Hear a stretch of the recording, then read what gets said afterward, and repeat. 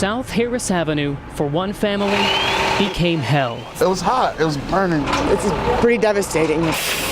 Vicki Prince, her husband, and 2 daughters could have been doomed overnight. Fiery demons devoured their home, invaded their attic, and nearly circled them in. The smoke was really starting to overpower upstairs. When you see flames that way, run from it. And it was more if I was having a hard time breathing. Salvation came through the front door, but before professionals arrived, the family got help. Maybe heaven sent. Angel woke us up like that. That was good.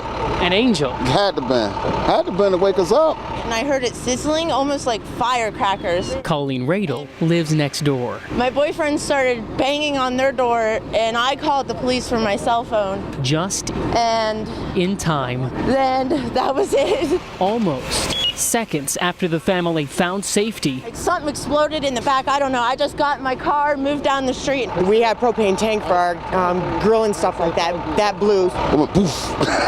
That was it. Earthly investigators say it looks like some sort of accident. And with the day resurrected, the Prince family We just want to say thanks for gave praise. We would have been dead. Oh, I know. I'm so glad you all got out so safe. Thanks, man. And found peace. Just knowing hell couldn't hold them. Mike McCarthy, ABC 6 News.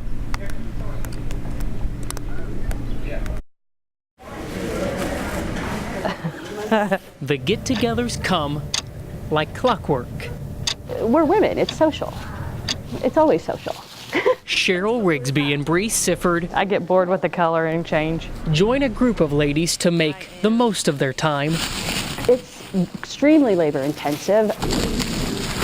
So it takes like 60 hours to make one mat. There could be future carpal tunnel in the future of some of these ladies. Making mats I get a little tired. and making amends. The judge sentenced me to 15 years, and I have currently done 7, almost 7.5 of that time. All that time at the Ohio Reformatory for Women. I'll show you how I do it. Sifford is serving 4 years for faking prescriptions.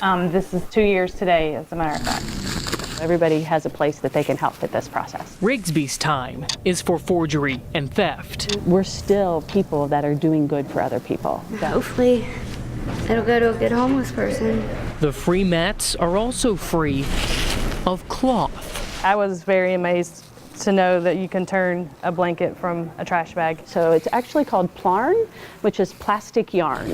And it's a technical term. It's actually in knitting books. It takes like 500 to 700 bags to make one. Every bag first gets cut into strips. And I'm attaching them to each other so that it makes one long chain that can be crocheted. And it's a little harder than with yarn, but you know, it works. To understand just how well, go north of downtown, over the tracks, into the woods, Come in. to where Tammy Illig That's mine. spends her time. Some tents have holes in them and they do leak. It can get pretty messy in a tent. But look behind her. The patchwork of plastic covering this camp protects the little she owns. Takes up all the mud, so when you go in your tent at night, you don't have to worry about dragging mud in your tent.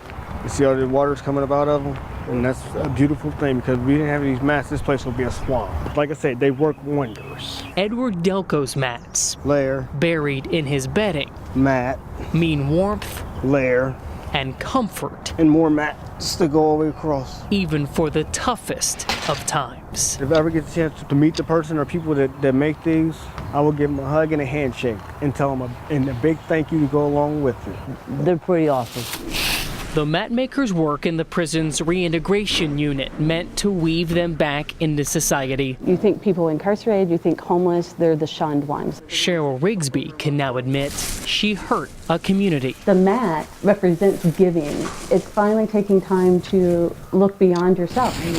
She wants to be remembered, though, for the time she helped another. Mike McCarthy, ABC 6 News.